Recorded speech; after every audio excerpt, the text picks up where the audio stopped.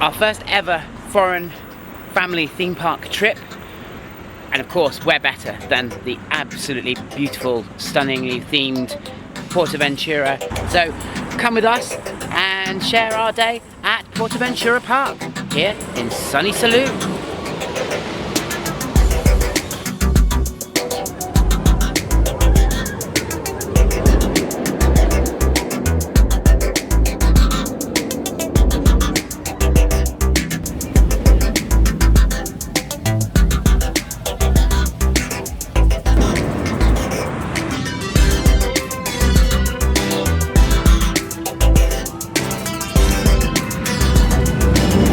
I won't have to face that monster until a few days' time. We are here, PortAventura World. Let's go.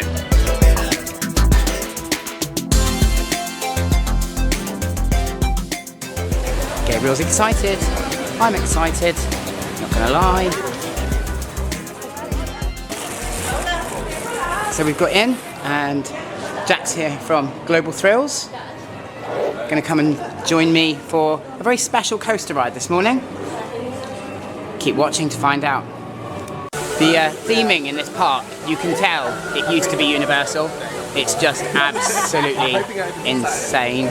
Luckily we've got Jack today, who knows the park now. He's our tour guide. So glad that he reached out to me. It's always nice to meet other enthusiasts in foreign parks. So in order to make Shambala my special 100th coaster, I need one more cred from here at PortAventura. Everything here is a new cred, and Dragon Khan is the nearest, so I'm hoping that it's now testing. We can make that cred number 99 and then head to Shambala, which has just gone down, and make that cred 100.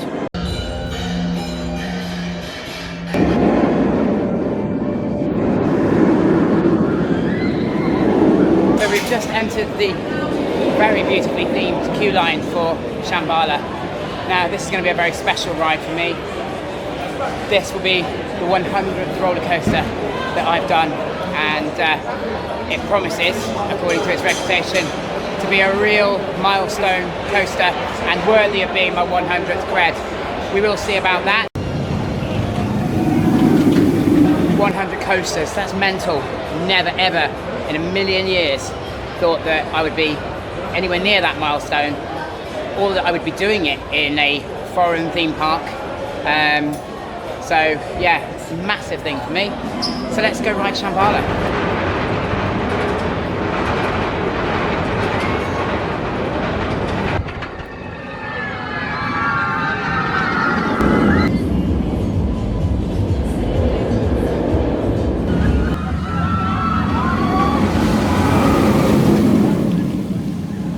What can I say? It's my new number 3, my 100th coaster. I'm glad I made Shambala that number 100. It was worthy of it. It's a great roller coaster. It delivers far more airtime than Hyperion did, and has just a better roller coaster for me. So that's it. 100 roller coasters done. Wow. Let's go and enjoy the rest of the park. So next up, Sesame Street Street Mission. Elijah's quite excited about this one.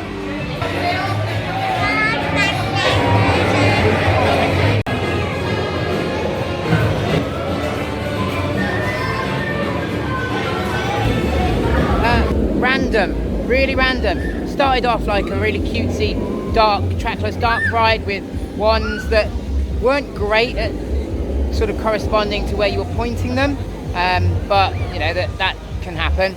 And then all of a sudden it went mad, and you were kind of flying, and you were just launching down a bin, and it went all dark and just yeah. Next up we've got El Diablo, La Tren de la Mina. Basically it's PortAventura's runaway mine train. Looks quite good, and it's Gabriel's first credit of the visit, and he's really excited about that, as you can see. Yeah, 10-minute queue, we'll take that, and we kind of accidentally fell upon this because we were on our way to Stampida.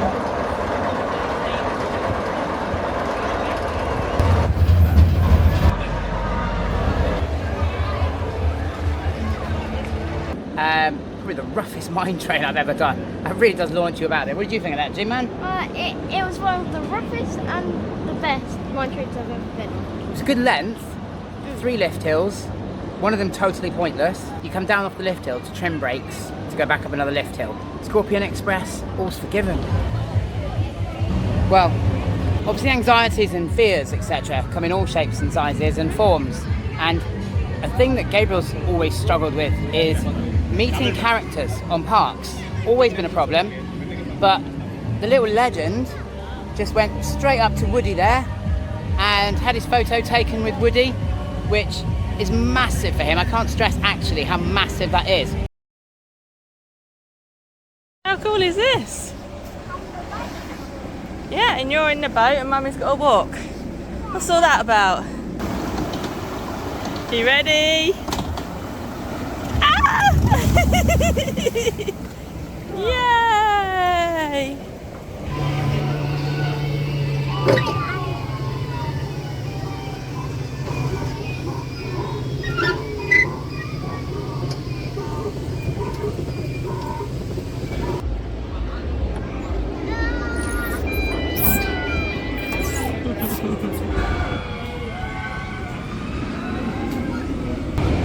In our quest to get to Stampida, we've accidentally stumbled on El Diablo and now Tomahawk. Similar to Wicker Man, I believe. It's a wooden coaster. Let's give this a whirl.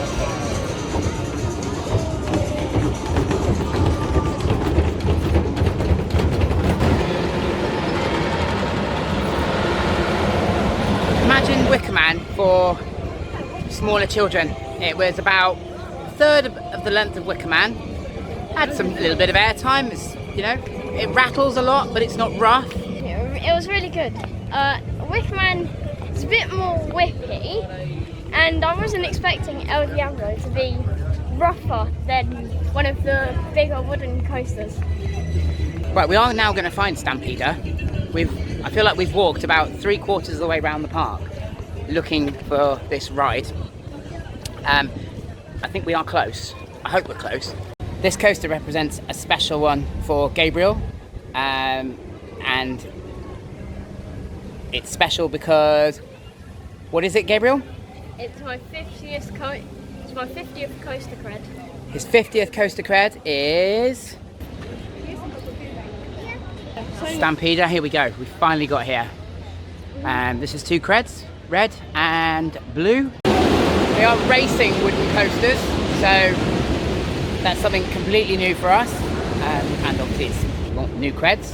Gabriel's chosen blue, and blue first, and then I think we'll lap round and try and get on the red one. I think it's on about a 10-minute queue, so it'll take us, what, 20 minutes, half hour to hopefully do both.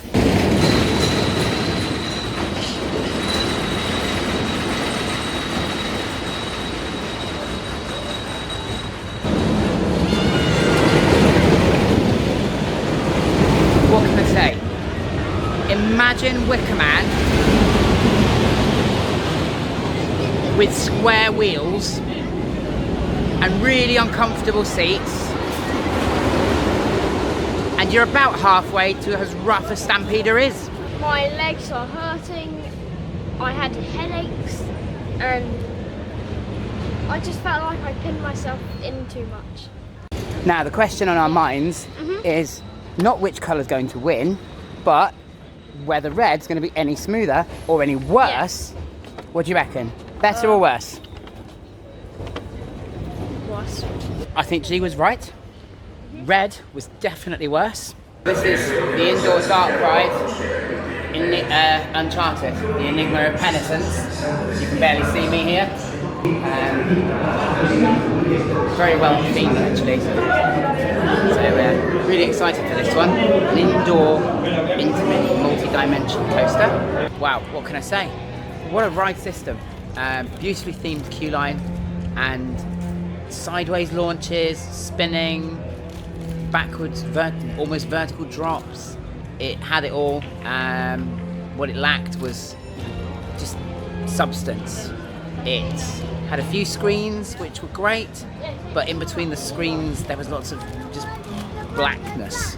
Of course, no Peg Ventures trip to a theme park would be complete without popping into the merchandise stores, because it's a well-known fact. I like collecting merchandise. And there's quite a few. And there's quite a bit here. So let's go and check out the one of many merchandise stores here. If it wasn't for all the mobility scooters, you could easily believe you were walking down a Wild West street. You got tired of waiting for Uncharted.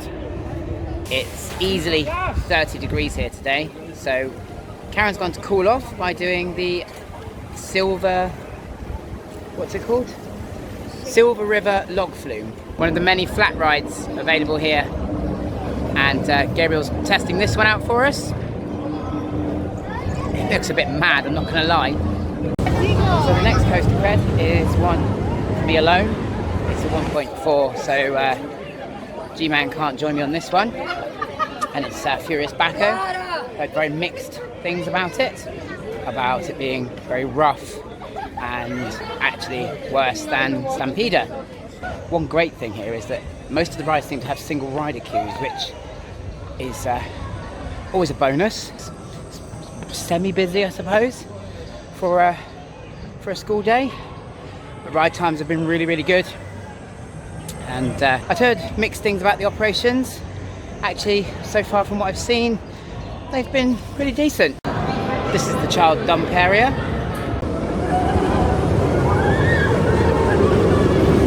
Furious Baco. Well and truly lived up to its name. Furiously rough, furiously painful. And the merchandise shop just sells wine.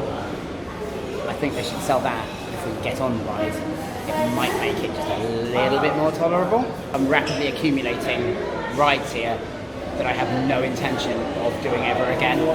It's probably one of the worst Intamins I think I've ever actually ridden. It was just awful.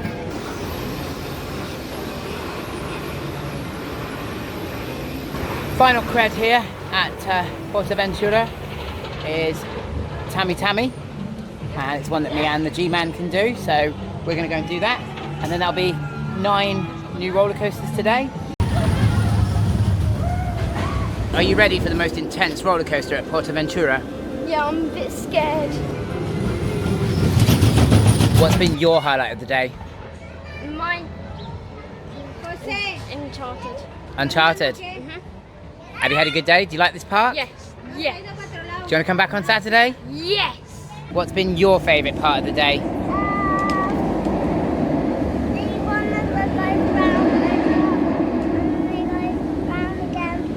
So while the boys enjoy the last sort of 30 minutes of park time in the soft play, which they could have done anywhere, but hey.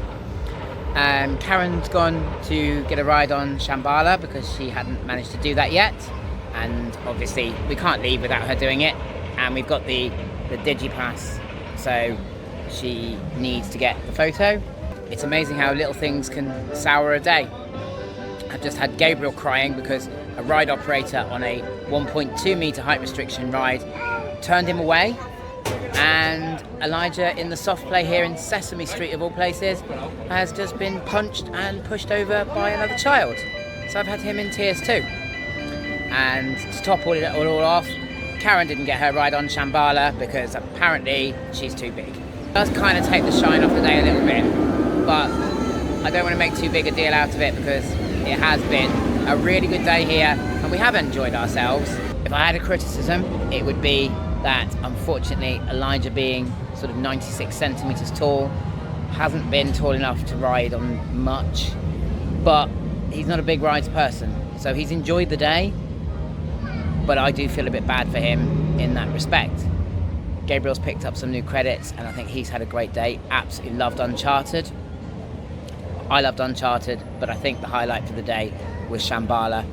And on that note, I'm going to finish the day on my 100th coaster with one final lap, maybe 2 if I'm lucky, on Shambhala.